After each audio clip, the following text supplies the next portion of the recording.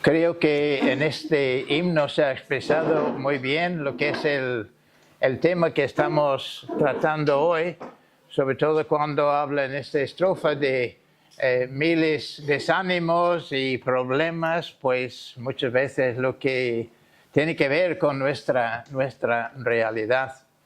Pues para mí es un gozo y un privilegio estar aquí hoy con vosotros en esta conferencia. Yo estuve aquí en la isla, en Palma, hace unos 30 años con mi familia, y en esa ocasión estuve un mes predicando en vuestra iglesia, y desde entonces no he vuelto, así que fue la impresión que dejé en aquel entonces, que he tardado 30 años en volver. Pero espero que no sea así esta vez. Procuraré venir por lo menos de vacaciones. Bien, os traigo también saludos de parte de los hermanos de la iglesia de Alcorcón. Por vosotros que no me conocéis, yo llevo muchos años como pastor de la iglesia cristiana presbiteriana en Alcorcón. Hace 5 años me jubilaron, como queráis, pero sigo activo. De hecho, en la iglesia de Toledo, que hemos quedado ahí sin pastor, y de momento pues estoy responsable para cubrir el púlpito mientras que estamos buscando otro pastor. Aprecio entonces pues vuestras oraciones en este sentido, para que el Señor en su bondad provea pronto un pastor para la iglesia en Toledo. Bien, creo que sería conveniente empezar nuestra sesión con una oración. Vamos a orar al Señor. Señor y Padre nuestro, te alabamos, te damos muchas gracias que en esta ocasión podemos estar aquí disfrutando de la comunión entre nosotros y sobre todo la comunión que tenemos contigo mismo. Gracias, Padre, te damos por tu palabra. A pesar del tema, la dificultad que tiene y muchas veces la falta de conocimiento, te damos las gracias que no obstante tenemos tu palabra, tenemos tu espíritu para dirigirnos y la promesa de que Él nos va a llevar a toda la verdad. Así que, Padre, que eso sea nuestra experiencia aquí ahora en ese momento que seguimos tratando este tema, que es también un tema que está muy en tu corazón para la extensión de tu reino aquí en este mundo. Te lo pedimos todo dando las gracias en el nombre de Cristo. Amén. Bueno, no voy a hacer una lectura porque en realidad voy a hacer referencia continuamente a diferentes partes del libro de los Hechos de los Apóstoles. Como ya se ha comentado, realmente la base, la guía, sobre todo para este tema que estamos tratando. Y precisamente en el libro de los Hechos de los Apóstoles relata el crecimiento del Evangelio. No el comienzo, porque el comienzo del Evangelio está allí en Génesis, pero así vemos aquí el crecimiento en esa nueva dispensación después de la muerte y resurrección de nuestro Señor Jesucristo.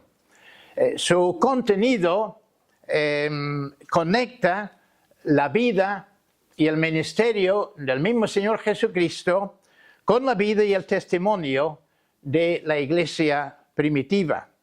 Esta historia empieza con una congregación en Jerusalén de 120 miembros solamente, pero en el día de Pentecostés, como vemos en el capítulo 2 de Hechos, Dios venga con el poder de su Santo Espíritu, de repente hay un gran crecimiento y la iglesia ya está con un número más que 3,000 personas. Y poco tiempo después vemos como también por otra manifestación extraordinaria del Espíritu Santo, otros 5,000 están añadidos a este número de creyentes en la ciudad de Jerusalén. En Hechos 2, como Luis ya ha hecho referencia a esto, vemos lo que era la norma y lo que es todavía la norma para la iglesia del Señor, donde dice el Señor añadía cada día a la iglesia a los que habían de ser salvos. De acuerdo con el mandato del Señor Jesucristo antes de su ascensión al cielo, Hechos 1, versículo 8, el crecimiento del Evangelio y por lo tanto el crecimiento de nuevas congregaciones en el mundo empezó en Jerusalén y seguidamente se extendió por toda Judea, por Samaria y hasta lo último de la tierra. El contenido de Hechos descubre para nosotros, creo, el secreto del avance tan rápido del Evangelio y subsecuentemente el crecimiento de congregaciones cristianas por todo el mundo. ¿Cuál es ese secreto? Pues creo que fue por la constante persistencia de los creyentes en la oración y en su sincero fervor en la evangelización y en lo general por su incondicional compromiso a servir al Señor Jesucristo. O sea, la Iglesia Apostólica creció y se extendió por todo el mundo por la entrega obediente de los miembros de las iglesias locales. Y aquí yo diría que hay un gran desafío para cada uno de nosotros, no solamente hoy, sino continuamente en nuestras vidas. Un desafío también para nuestras iglesias locales. Por otro lado, creo que si somos sinceros, tenemos que confesar, tal vez con vergüenza, que no hay ni comparación entre lo que nosotros vivimos con lo que caracterizó la iglesia de aquel tiempo tan lejano. Por esto, una de las razones por tratar precisamente este tema en el día de hoy, con la ayuda del Señor, es rectificar esta situación. Entonces, ya que hemos considerado por qué empezar una nueva congregación, ahora estamos con el tema de cómo, dónde y cuándo iniciar una nueva iglesia. Entonces, empezamos con el cómo. ¿Cómo iniciar una nueva congregación? Bueno, de nuevo, vamos a la fuente, que es el libro de los Hechos de los Apóstoles, aunque tenemos otras ayudas a lo largo de todo el Nuevo Testamento, pero principalmente en el libro de los Hechos de los Apóstoles, creo que no puede ser más claro de que está revelado en este libro. Solo puede ser por medio de los creyentes en las iglesias locales unidos en la oración. Y fijaos lo que digo aquí porque creo que es clave y es tremendamente importante.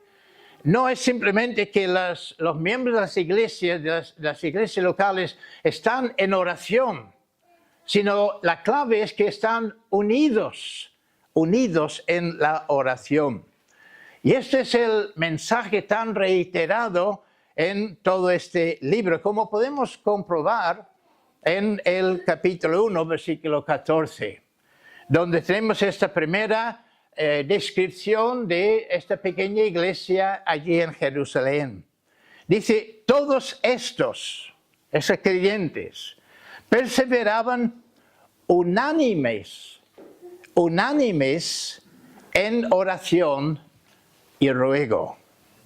Así vivía la iglesia en Jerusalén y así también estaba cuando el Señor derramó el Espíritu Santo sobre ellos, con el propósito de cumplir su mandato, de predicar el Evangelio entre todas las naciones, estableciendo iglesias locales. Este énfasis se repite prácticamente en todos los capítulos de este libro.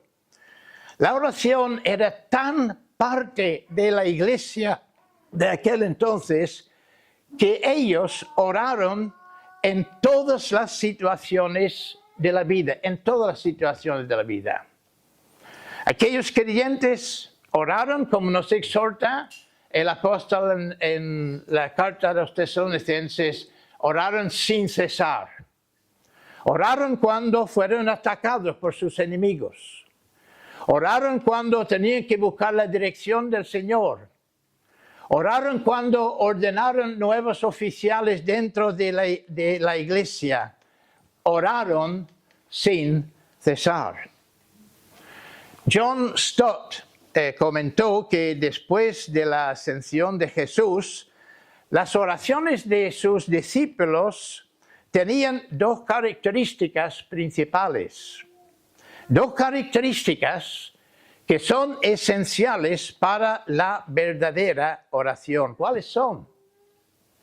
La perseverancia y la unidad de los creyentes en comunión con el Señor. Esos principios están muy subrayados por todo el libro de Hechos de Apóstoles. Y lo hemos visto en el capítulo 1 y se repite continuamente. Lo vemos muy destacado en el capítulo 4, cuando el Sanedrín amenazó los creyentes, los apóstoles, con muertes, y ellos siguieron predicando el Evangelio. ¿Qué debían hacer en esa situación? ¿Qué hubieras hecho tú o qué hubiera hecho yo con esta amenaza? ¿Hubiéramos por lo menos frenado o parado o dejarlo para otro momento? Bueno, ¿qué hicieron estos discípulos con esta amenaza de muerte? Y eso iba en serio, porque ya habían crucificado a su Señor. Ellos sabían que eso iba muy en serio. Entonces vemos lo que ellos hicieron. Versículo 29. Y ahora, porque está en la oración, dice, y ahora, Señor, mira sus amenazas. Y quita, Señor, esta amenaza. No es lo que dicen. Dicen, y concede a tus siervos que con todo denuedo hablen tu palabra. Esto creo que es la visión que nosotros necesitamos hoy día también en nuestra oración. De estar buscando, si realmente estamos buscando la gloria del Señor en la extensión del Evangelio y plantación de nuevas iglesias, tenemos que tener bien claro en nuestros corazones y sobre todo en nuestros tiempos de oración. Ahora, fijaos en la respuesta, versículos 31-32. Cuando hubieron orado, el lugar en que estaban congregados tembló y todos fueron llenos del Espíritu Santo. Y subrayad esto, y hablaban con denuedo la palabra de Dios. No pararon, no hicieron caso a la amenaza que habían recibido. ¿Por qué? Porque el Señor había respondido a sus oraciones. El Señor les había el coraje para poder seguir a pesar del peligro que estaba delante de ellos. ¿Y con qué resultado? Y dice, y la multitud, aquí hay crecimiento, y la multitud de los que hablaban, que habían creído, era de un corazón y un alma. Constantemente este énfasis en la unión de corazones delante del Señor en la oración. Esta es la clase de vida que caracterizaba la iglesia en aquel entonces. Ahora la pregunta que nosotros tenemos que plantear y enfrentar ¿es eso realmente lo que caracteriza nuestras congregaciones? ¿Es eso lo que caracteriza tu vida y mi vida? Más adelante la iglesia fue amenazada de nuevo, esta vez por el infame Herodes, que ya había matado a Jacobo y había echado a Pedro en la cárcel con la idea de, pasando unos días, pues matarle a él también. Entonces, ¿qué hicieron los creyentes con esa nueva situación? Dijeron, pues vamos de momento a cerrar nuestras puertas como en tiempo de la pandemia, para no entrar en esta controversia, ¿verdad? Pero, ¿qué hicieron ellos? ¿Cerraron sus puertas, lamentaba su situación tan penosa? ¿Pensar que la causa ya está perdida? Capítulo 12, versículo 5. Dice, y así que Pedro estaba encarcelado estaba custodiado en la cárcel, pero la iglesia hacía sin cesar oración a Dios por él. Es interesante notar aquí que hay una auténtica confrontación aquí entre dos comunidades. Por un lado el Herodes o el mundo y por otro lado la iglesia. Cada uno empleaba el arma que se creía más eficaz. Herodes con el poder de la espada y la seguridad de la cárcel. Y por otro lado, la iglesia, con la única arma que poseía, la oración. Sin embargo, como siempre ocurre, la oración de estos débiles creyentes cristianos vence las poderosas armas del mundo, del diablo, y Pedro está librado para seguir predicando el evangelio y estableciendo iglesias en diferentes lugares. Y no solo esto, sino que el tirano Herodes es matado por el mismo Señor. El problema, el Señor lo ha solucionado a su manera. Dice Hechos 12, versículos 23-24, al momento un ángel del Señor le hirió a Herodes, por cuanto no dio la gloria a Dios, y expiró cuando comido de gusanos. Una vez más, hay que subrayar aquí el resultado, oración unida. Dice, pero la palabra del Señor crecía y multiplicaba. O sea, el evangelio prosperaba con el resultado de la formación de nuevas iglesias locales. Esto es el enfoque que encontramos entrando en el siguiente capítulo, el capítulo 13, donde ya hemos hecho referencia. De hecho, empezamos leyendo este pasaje. Pero dice los versículos 1 y 2, había entonces, en esa misma época, cuando estaba ocurriendo todo esto, había entonces en la iglesia que estaba en Antioquía profetas y maestros, Bernabé, Simón, el que se llama Níger, Lucio de Cirene, Manaán, el que se había criado junto con Herodes el tetrarca, y Saulo. Y fijaos, ministrando estos al Señor y ayunando, dijo el Espíritu Santo, apartadme a Bernabé y a Saulo para la obra a que los he llamado. Habiendo sido llamados, comisionados por la iglesia en Antioquía, estos hombres, sabiendo que iban ya en la voluntad del Señor, con el respaldo de la iglesia de Antioquía, estos hombres se fueron predicando el evangelio, con el resultado que nuevas iglesias fueron formadas en Chipre, Pisidia, Iconio y Listra. Hermanos, si nosotros queremos establecer nuevas congregaciones, y ese es el enfoque, el propósito de esas conferencias, tenemos que aprender. Y no solo aprender, sino llevar a la práctica esta lección. Hemos de, con corazones unidos, supliquemos al trono de la gracia para que el Señor nos capacite y dirija a cada uno de nosotros con este propósito de predicar el evangelio con el fin de establecer nuevas congregaciones. Y estoy convencido de esto, que hasta que no asumamos y vivamos este compromiso, podemos olvidar la idea de empezar nuevas congregaciones.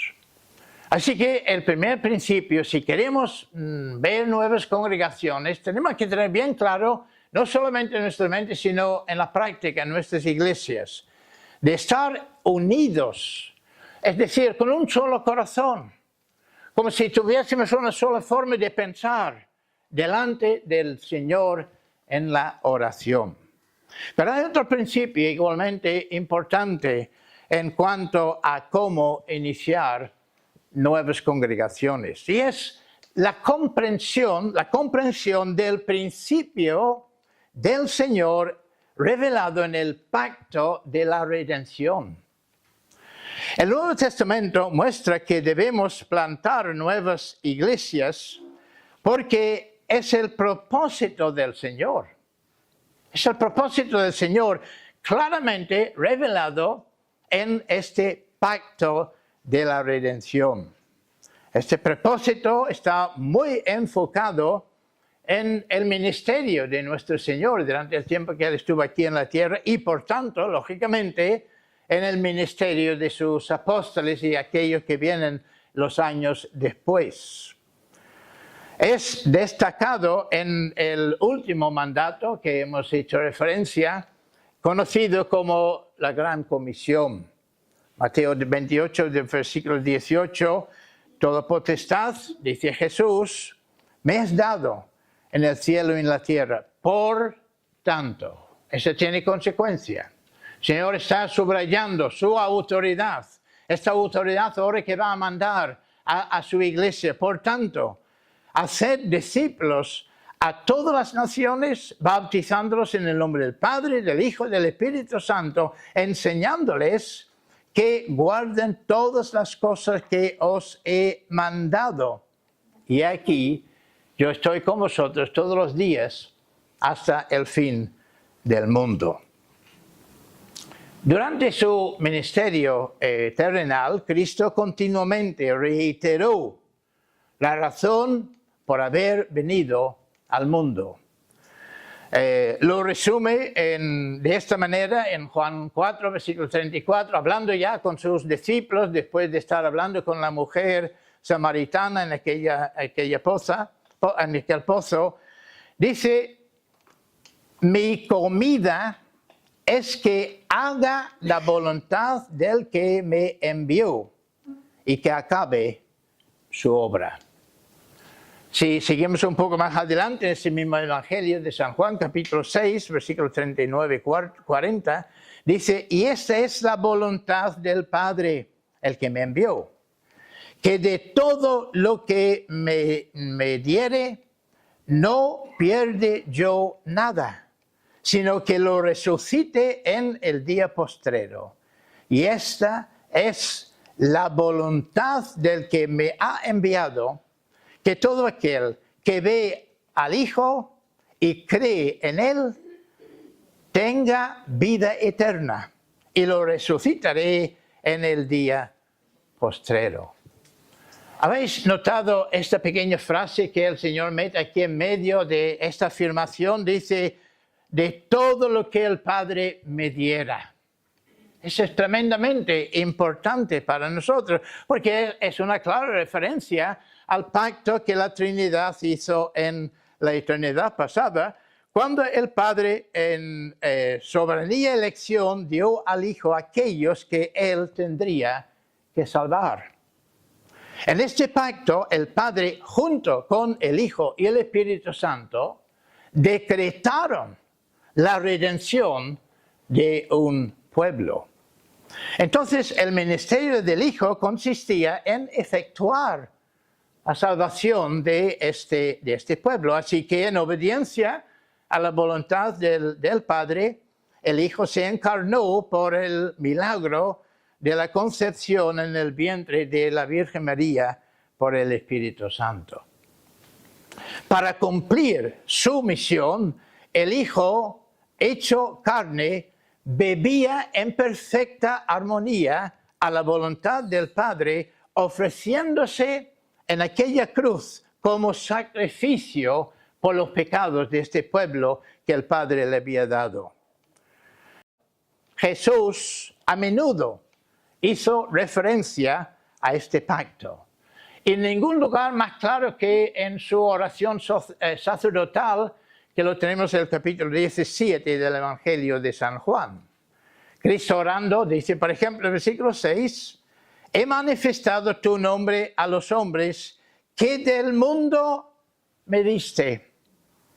Tuyos eran y me los diste y han guardado tu palabra. El versículo 9, más de lo mismo. Yo ruego por ellos, no ruego por el mundo, sino por los que me diste, porque tuyos son. Versículo 11, Padre Santo, a los que me han dado, a los que me has dado, que guárdalos en tu nombre, para que sean uno, así como nosotros. Constantemente, este énfasis tocante al pueblo que el Padre le había dado en este pacto que fue establecido antes de la fundación de nuestro mundo. Unas horas después de haber orado de esta manera, Cristo fue clavado en aquella cruz, asegurando la salvación de este pueblo. Desde aquella cruz el Salvador exclamó, consumado es, terminado es, realizado es. Por su sacrificio vicario, Cristo terminó la obra que el Padre le había dado en este pacto. Después de la ascensión de Jesús y de acuerdo con su promesa, el Espíritu Santo fue enviado, fue derramado sobre la iglesia en el día de Pentecostés. De esta manera, los creyentes fueron capacitados para cumplir la voluntad de Dios revelada en su pacto. Justo antes de ascender al cielo, Cristo confirma la voluntad o enfatiza o subraya la voluntad del Padre a sus discípulos diciendo, id por todo el mundo y predicad el Evangelio a toda criatura. En otras palabras, por medio de la predicación del Evangelio, los elegidos de Dios son convertidos al Señor Jesucristo. Por eso Pablo afirma en 1 Corintios 1, versículo 21, pues ya que en la sabiduría de Dios el mundo no conoció a Dios, mediante la sabiduría agradó a Dios salvar a los creyentes. ¿Cómo? Por medio de la predicación. Como consecuencia de la conversión de pecadores a Cristo y de acuerdo con este pacto de Dios, los creyentes se reúnen en congregaciones locales. Es como ha enfatizado Luis, la iglesia invisible hecho visible en esos diferentes lugares locales, donde fueron cuidados pastoralmente por aquello que el Señor había puesto para este cuidado en cada congregación. Esto es lo que el Espíritu de Dios viene haciendo en la iglesia a lo largo del tiempo. Y lo seguirá haciendo, porque esa es la promesa. Hasta que el Señor venga otra vez y viene con el propósito de ser glorificado en este pueblo. Entonces, el pacto de la redención es el plan soberano de Dios para extender su iglesia por todo el mundo. La iglesia primitiva tenía esto muy, muy claro, tanto que la empujaba con total determinación para establecer iglesias por todo el mundo. Lucas, el escritor del Evangelio, pero también de Hechos, destaca esta verdad en Hechos 13, versículos 46 al 49. Donde dice entonces, Pablo y Bernabé, hablando con denuedo, dijeron, a vosotros, hablando de los judíos, a vosotros a la verdad, era necesario que se os hablase primero la palabra de Dios, el Evangelio, mas puesto que la desecháis y no la juzgáis dignos de la vida eterna, he aquí, nos volvemos a los gentiles, porque así nos ha mandado el Señor diciendo, te he puesto para luz de los gentiles, a fin de que seas para salvación hasta lo último de la tierra. Los gentiles, oyendo esto, se regocijaban y, subrayad esto, los que estaban ordenados para la vida, creyeron la palabra del Señor y la palabra se difundía por toda aquella provincia. Por lo tanto, es la comprensión de este plan divino que motiva una congregación a iniciar, a plantar nuevas congregaciones. Es lo que más anima. Porque sabemos que el propósito del Señor jamás puede ser frustrado, jamás puede fallar. Y eso es confirmado por la promesa que el Señor mismo nos da en Mateo 16, versículo 18, donde Él dice, yo edificaré mi iglesia y las puertas del Hades no prevalecerán contra ella. Es en la luz de este pacto que el Señor nos dice, como dijo a Pablo cuando estuvo ahí en la ciudad de Corinto, yo tengo mucho pueblo en esa ciudad. Y ese es este pueblo, y por esa razón vamos predicando el Evangelio a todos sin excepción. Ahora bien, apreciamos y vivimos conforme a lo que ya acabamos de ver, de esta visión de la unidad en la oración. Entendemos realmente lo que es este pacto del Señor que asegura, garantiza la salvación de pecadores.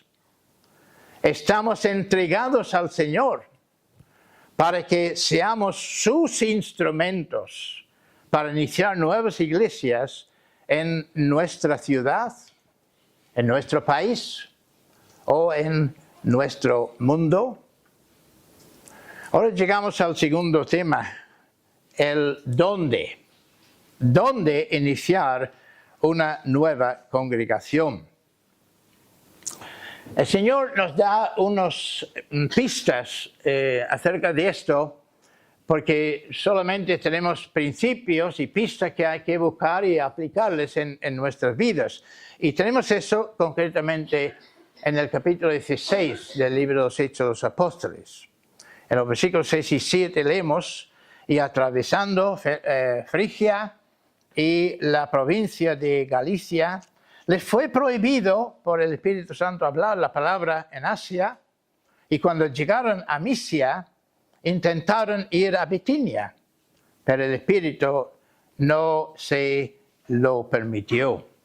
Luego en el versículo 9 y 10 leemos, y se le mostró a Pablo en una visión de noche, un varón macedonio, estaba en pie, rogándole y diciéndole, pasa a Macedonia y ayúdanos.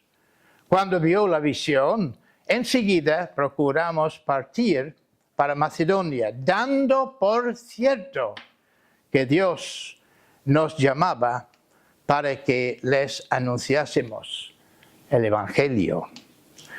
Es imprescindible, creo aquí, recordar que el Espíritu Santo, igual que el Padre y el Hijo, es soberano en todo lo que hace, soberano en crear de las tinieblas la luz en el sentido espiritual, soberano en rescatar pecadores de su muerte espiritual, soberano en llamar eficazmente a los pecadores a la salvación y también soberano en preparar obreros para servirle en diferentes oficios de la Iglesia, incluyendo en este tema que estamos tratando para la formación de nuevas iglesias.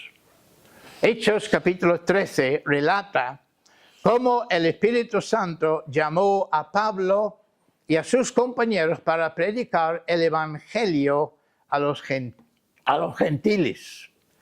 Él es quien también llama a sus ministros, guiándoles a donde tienen que servirle hasta el día de hoy. Él hace esto soberanamente, porque Él es soberano. Al final del capítulo 15 de Hechos, la soberanía del Espíritu es notoria por la manera que dirige a Pablo, a Silas y a Timoteo en su viaje por lo que conocemos hoy día como Turquía. En el capítulo 16, versículo 6, leemos que ellos tenían la idea de formar iglesias en Frigia y en Galicia. Y aquí nos puede sorprender de que ellos en ambos casos fueron prohibidos por el Espíritu Santo. Aquí vemos cómo el Espíritu guiaba a sus siervos para que no entrasen ni en el sur de Asia ni en el norte de Bitinia. A primera vista, esto nos puede extrañar, que el Espíritu Santo prohibiese la predicación del Evangelio. ¿Es que el Señor ama unos sitios más que a otros? O como en este caso, ¿amó Dios más a Macedonia que a Asia o a Bitinia? Aquí es importante traer otra vez a la memoria lo que hemos establecido antes en cuanto a la soberanía del Espíritu Santo. Calvino describe esto como la voluntad secreta de Dios. Pero luego, de acuerdo con la voluntad soberana del Espíritu, Pablo recibe esta visión de Macedonia, de venir y así predicarles el Evangelio. Y en obediencia a la dirección del Espíritu Santo, Pablo y sus compañeros se dirigieron a Macedonia. Como resultado de su obediencia, iglesias fueron formadas en todos aquellos lugares donde ellos predicaron el Evangelio. Esta historia se ha repetido una y otra vez a lo largo de la historia de la Iglesia por todo el mundo. Yo personalmente, igual que Luis, puedo testificar de ello.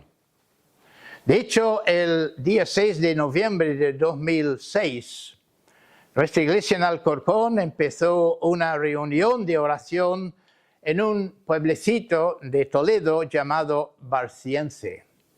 La razón es porque algunos de los miembros de la iglesia, jóvenes que se habían casado y buscando casas en vez de pisos, y para poder encontrar algo que se podría comprar, pues tenían que mudarse a esos 70 kilómetros, acercándose a la ciudad de Toledo y para vivir en este lugar. Así que pues decidimos reunirnos semanalmente a pedir dirección del Señor con el fin de comenzar una nueva congregación en esta zona. Esta reunión de oración continuó durante unos 10 años, hasta que de repente un domingo apareció en nuestra iglesia en Alcorcón un misionero americano con su familia. Tenía interés, sentía llamado de parte del Señor a trabajar con nosotros para iniciar nuevas congregaciones. Siguiendo el principio establecido en Hechos 16, decidimos, en vez de enfocar un pueblecito, sino enfocar la ciudad que estaba más cerca, que es la ciudad de Toledo. Toledo es muy cerca, solamente 25 kilómetros desde Barciense. Para resumirlo en pocas palabras, junto con dos de nuestros ancianos que vivían en Barciense, empezamos la obra en la ciudad de Toledo. Con la ayuda del Señor, esta obra continúa hasta el día de hoy, aunque todavía no está oficialmente constituida. En el mes de febrero de este año, aquel misionero, Mark Witte, recibió llamado de una congregación de su denominación, los Estados Unidos, en Florida, para pastorear la iglesia allí. Y convencido de que era la voluntad del Señor, él aceptó esta invitación y en el mes de abril se fue allí con su familia.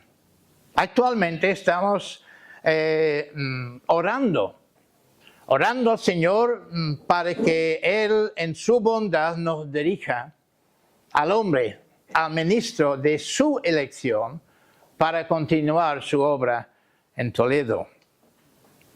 Por otro lado, hace 3 años en la providencia del Señor, conocimos a un pastor brasileño que acababa de terminar sus estudios teológicos para el ministerio.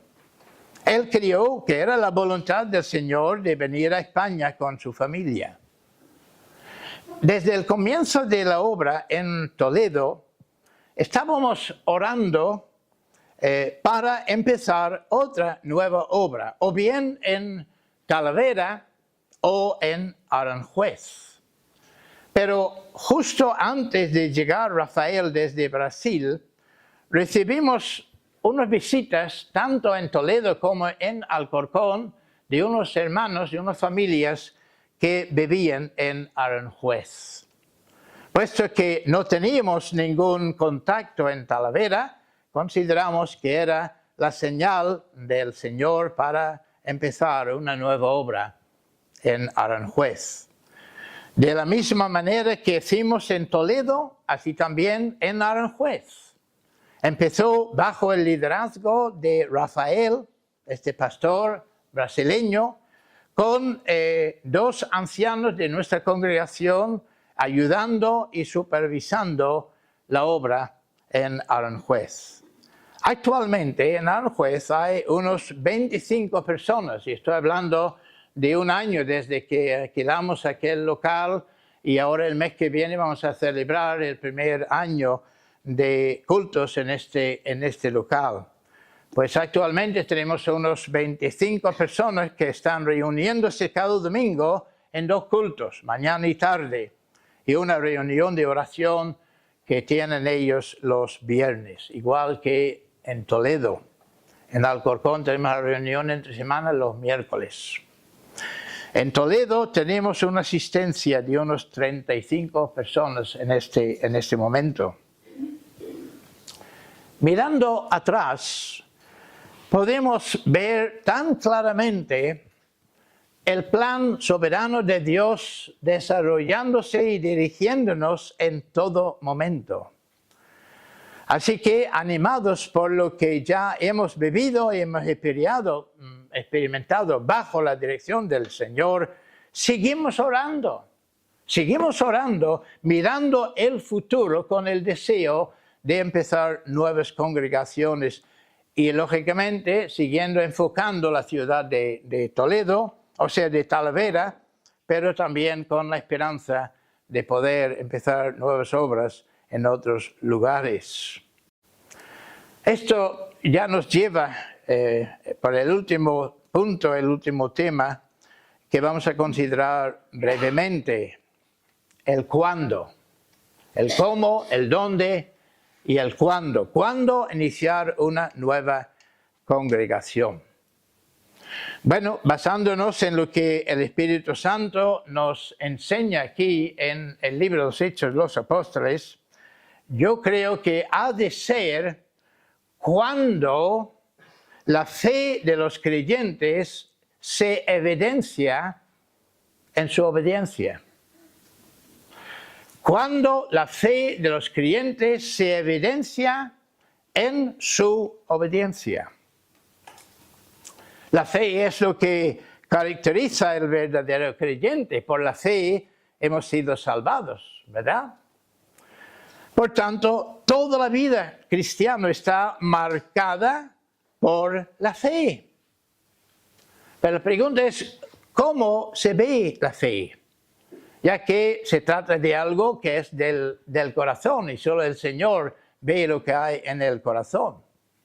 Bueno, pues el Espíritu Santo, por medio del profeta Samuel, hablando con el primer rey de Israel, Saúl, nos da la respuesta, 1 Samuel 15, versículo 22, cuando dice al desobediente rey de Israel, Saúl, dice, ¿se complace Jehová tanto en los holocaustos y víctimas como en que se obedezca a las palabras de Jehová?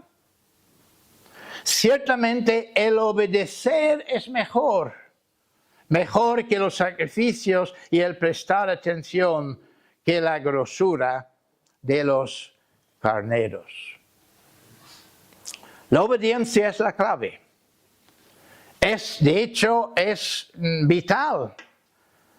En Hebreos capítulo 5, versículo 9, leemos que Cristo vino a ser autor de eterna salvación para todos los que le obedecen. Así que la evidencia es lo que marca y distingue el verdadero creyente, obediencia a la voluntad de Dios revelado en su palabra. Entonces, una congregación está preparada para iniciar una nueva iglesia cuando por la fe obedece el mandato del Señor, es decir, de ser sus testigos, en este caso del ejemplo de Hechos, primero en Jerusalén, luego en toda Judea, en Samaria y hasta lo último de la tierra.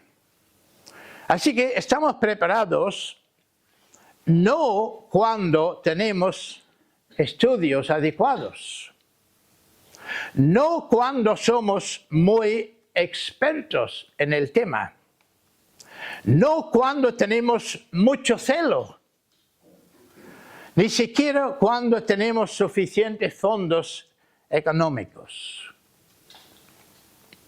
Aunque estas cosas tienen su importancia, sin embargo, hay algo mucho más importante y lo más imprescindible es la fe manifestada en la obediencia al Señor en su palabra.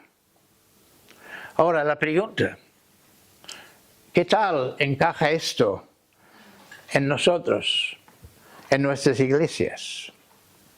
Hay demasiados miembros de iglesias, creo, que son como aquel hijo en la parábola que al mandato de su padre dijo, sí, Señor, voy.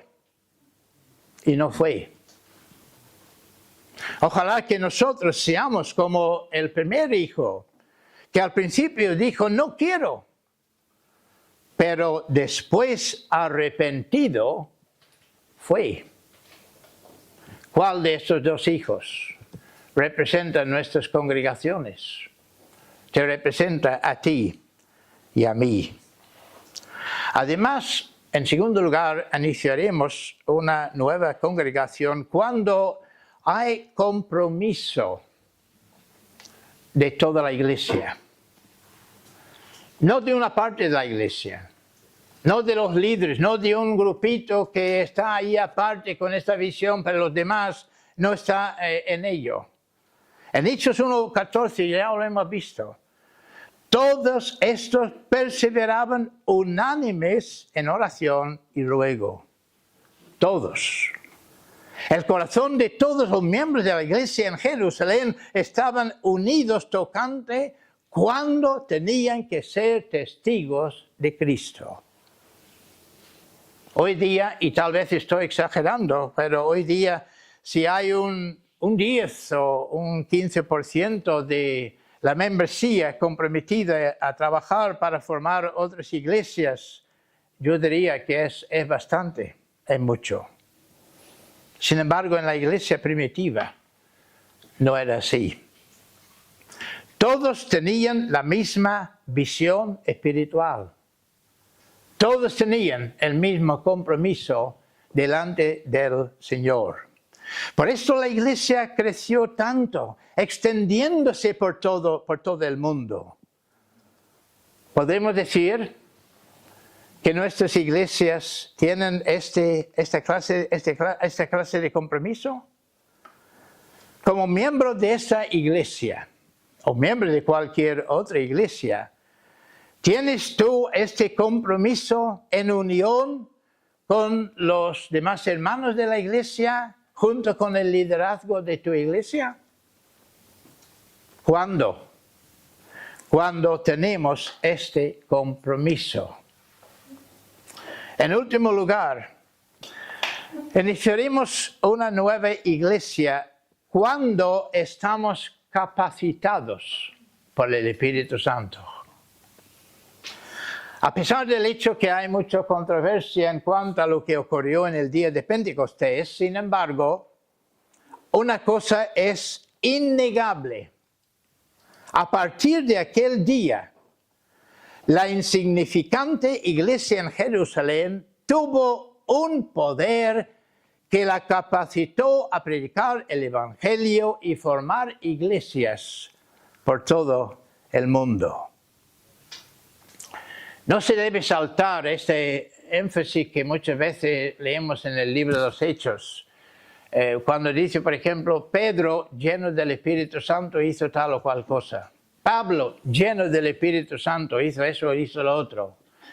O Felipe, y así continuamente, este énfasis de esas personas, enfocando a esas personas, pero en esa condición, llenos del Espíritu Santo. Tal era el poder de la iglesia que estaba capacitado a predicar y a vencer todo poder que intentó destruirla. Lo hemos visto al principio. ¿Qué pasó? La iglesia oró y en el capítulo 4, versículo 31 que hemos leído antes, cuando hubieron orado, el lugar en que estaban congregados tembló y todos fueron llenos del Espíritu Santo y hablaban con denuedo la palabra de Dios. Esto es lo que la iglesia de hoy necesita urgentemente. Es lo que tú y yo necesitamos urgentemente. La iglesia de hoy, en términos generales, tiene lo que la iglesia de aquel entonces no tenía. La iglesia de hoy tiene dinero, ya hemos hablado, en muchos sitios lo que sobra es el dinero. Tiene programas, buenísimos programas, tiene internet, tiene transporte, y etcétera, etcétera. Pero lo que no tiene es poder. El poder del Espíritu Santo capacitándola a cumplir el mandato del Señor.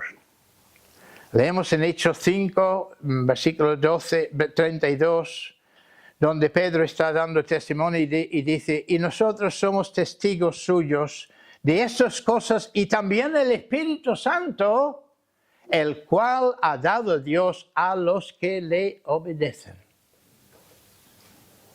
El mandato del Señor a su iglesia es lo que Pablo manda en Efesios 5, versículo 18. Sed llenos del Espíritu Santo. Sed llenos del Espíritu Santo. Fijaos que no es una mera sugerencia, una idea que le ocurrió a Pablo escribiendo esta carta. Es un imperativo. Y es para todo creyente. No es opcional o algo disponible solo a los líderes de la iglesia. La iglesia es el cuerpo espiritual de Cristo y toda la iglesia tiene que vivir lleno del Espíritu Santo.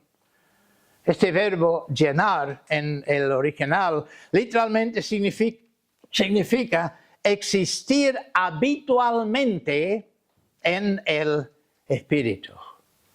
Pablo dice de otra manera en su carta a los Gálatas, es andar en el Espíritu. Cuando iniciamos nuevas iglesias, cuando habitualmente en el Espíritu, lo cual significa vivir bajo la constante influencia y dirección del Espíritu Santo revelado en la palabra que el Espíritu Santo nos ha dado por inspiración. De este modo el Espíritu Santo gobierne todos los aspectos de nuestra vida. No solo cuando estamos reunidos como iglesia los domingos o entre semana. No. Cuando estamos en el trabajo, cuando estamos en la logia, no importa dónde estamos. Hemos de estar bajo el gobierno, la influencia, el poder del Espíritu Santo. Desde luego nadie hubiera pensado que aquel grupo de hombres y mujeres en Jerusalén pudieran conquistar el mundo de aquel entonces con el Evangelio. Pero lo hicieron. ¿Cómo? Por poseer una fe viva que se manifestó en su obediencia al Señor, por estar comprometidos a la voluntad del Señor revelado en su palabra y por vivir en el poder del Espíritu Santo. Alguien dijo, cuando yo leo el libro de los Hechos, veo una iglesia con una fuerza imparable, una iglesia con un poder que se extiende como un reguero de pólvora. En la luz de lo que ya hemos visto, yo espero que a ese nivel ya está claro en cuanto al cómo, en cuanto al cuándo y también con respecto al dónde hemos de iniciar nuevas iglesias. Quiero terminar citando las palabras del apóstol Pablo a los Efesios con el deseo que el Señor las grabe en nuestro corazón para que nosotros en nuestras iglesias glorifiquemos al Señor en la extensión de su reino por todo el mundo, estableciendo nuevas congregaciones. Efesios 3, versículos 20 y 21. Y aquel que es poderoso para hacer todas las cosas mucho más abundantemente de lo que pedimos o entendemos, según el poder que actúa en nosotros. A Él sea gloria en la Iglesia en Cristo Jesús, por todas las edades, por los siglos de los siglos. Amén.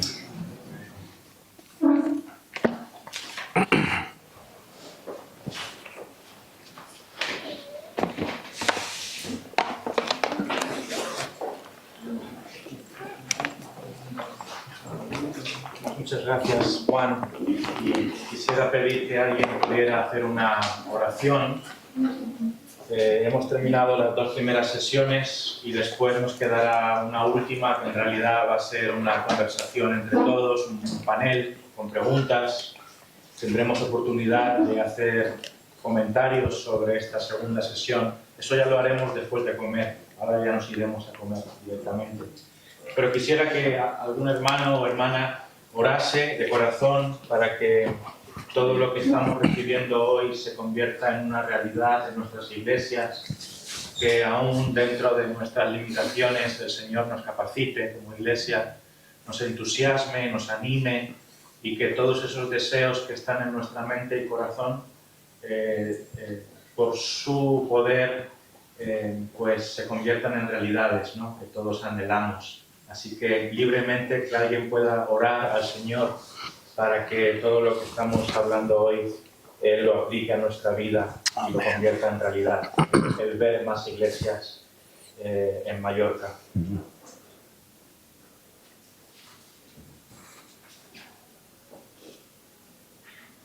No, te queremos dar las gracias, Padre, por esta exposición de tu palabra.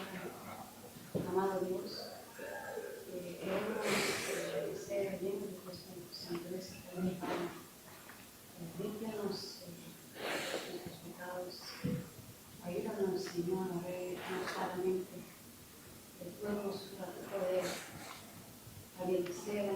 alineados con tu voluntad. Ser unánimes, Señor, un mismo sentir, un mismo corazón, un mismo deseo de agradarte, de Señor, de vivir en lo que tú buenos como para ti, Señor, para este Señor. Esperar ese día cuando tú vas a volver, Señor, en tu gloria, para recibirnos, Señor, para hasta entonces poder hacer que tu reino se extienda en esta tierra, Señor. Que vivimos con ese propósito, con ese Señor. Gracias por ese ejemplo, gracias por ese pasión por la palabra, Señor, volviendo imaginando de nuestra palabra, nuestros hermanos que fueron fieles a ti, que no temieron, Señor, que se aferraron a ti. Dios amado, ayúdanos a seguir tu ejemplo, Señor. Ayúdanos, Señor, a amarnos como hermanos, ayudarnos, apoyarnos, vivir, Señor, centrados, que Cristo sea el centro, que la expansión del Evangelio, Señor, nuevas obras sean nuestra pasión, Señor, para que esas almas que tú has predestinado, que tú has ordenado para salvación, pueda llegar el Evangelio, pueda ser llevado en más y más lugares en España, Señor. Gracias, Señor, por todas las obras que tú levantas. Gracias, Señor, porque cada vez más son nuestras iglesias, Señor, los hermanos. Gracias, Padre, por el amor que derramas en nuestros corazones, Señor, el gozo que tú nos das por estar juntos, por compartir tu palabra, Señor. Ayúdanos, santifícanos cada vez más y más, Señor, para que tú seas nuestra iglesia, nuestro gozo, nuestro todo, Señor, y todo el resto, Señor, sea secundario. Padre amado, gracias, Señor. Únenos igual que esta iglesia primitiva, Señor, y llénanos del Espíritu Santo. Te lo suplicamos, Señor, para que tú puedas moverte mediante tu iglesia en estos lugares que estamos teniendo que ver. En Cristo Jesús te lo pedimos. Amén. Amén. Bueno, antes mencioné Mallorca solamente, pero también debemos incluir al resto de España y especialmente a Ibiza, donde tenemos a nuestros hermanos Ferney y Claudia que nos visitan, y tenemos hay una obra muy bonita, muy especial en Ibiza que el Señor ha hecho prosperar en los últimos años. De hecho, Ferney nos va a hablar un poquito acerca del nacimiento de esa obra como un ejemplo, ¿no?, real de nuevas obras aquí en Baleares.